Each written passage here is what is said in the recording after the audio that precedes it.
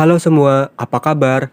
Perkenalkan, kami yang beranggotakan Muhammad Rio Mediantoro, Muhammad Bimbim Saputra, Muhammad Dzikrullah, Muhammad Ridho Ansari, Empah Rijal, dan Jipaya Hayatun Nupus akan menjelaskan tentang siklus hidrologi. Siklus hidrologi merupakan rangkaian tahapan-tahapan yang dilalui air dari atmosfer ke bumi dan kembali lagi ke atmosfer. Tahapan-tahapan yang terjadi pada siklus hidrologi akan dijelaskan pada video kali ini. Maka dari itu terus simak video ini ya.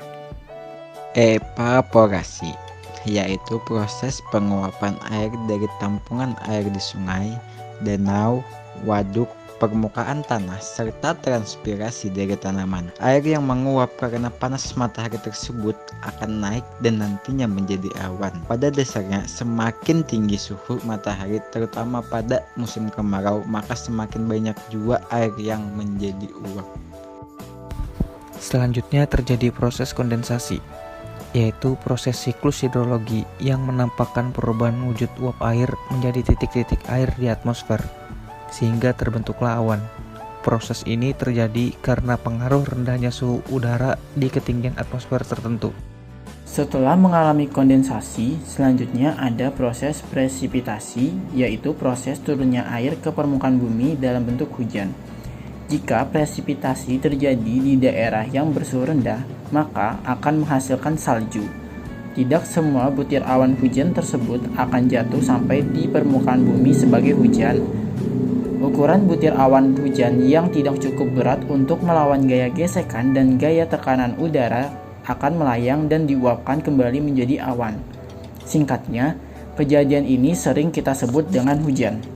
Infiltrasi adalah proses peresapan air ke dalam tanah melalui pori-pori tanah. Akibat proses ini, air hujan dapat tersimpan menjadi air tanah.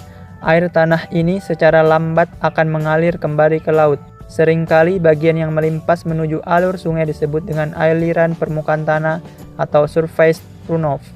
Rangkaian proses alam tersebut berjalan secara terus-menerus membentuk daur hidrologi.